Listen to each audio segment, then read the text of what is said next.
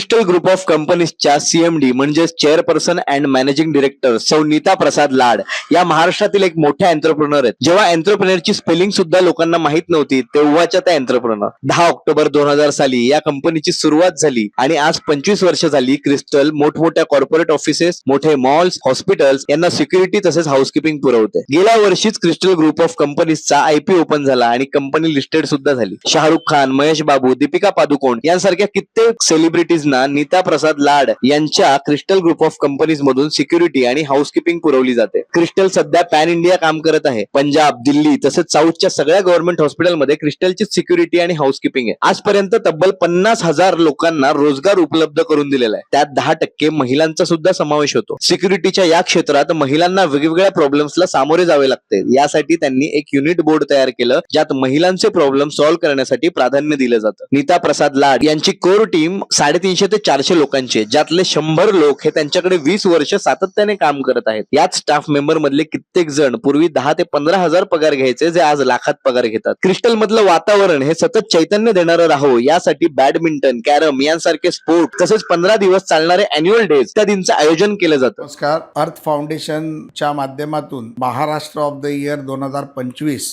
हा अवॉर्ड दिला जाणार आहे, ज्यामध्ये प्रवीण कल्पे आणि प्रवीणा कल्पे यांनी हा इनिशिएटिव्ह घेतला आहे. आणि दरवर्षी हा कार्यक्रम अतिशय उत्तम पद्धतीत केला जातो, ज्यामध्ये नवीन उद्योजकांना, नवनवीन एंटरप्रिनर्सना सन्मानित केलं जातं. विविध क्षेत्रातील लोकांचा सन्मान केला जातो. तोच सन्मान 2025चा माझी पत्नी उद्योजिका, समाजसेविका सौ नीता लाड हिला द एंटरप्रिनर म्हणून मिळाला. याचा मला अतिशय आनंद आहे आणि खूप खुशी देखील आहे की तिने समाजामध्ये जे 25 वर्ष काम केलं, कंपनी शून्यातून आज 2,000 कोटीपर्यंत घेऊन जाण्यासाठी जे मदत केली, परिश्रम घेतले, त्याचं फळ आज तिला मिळतं आहे.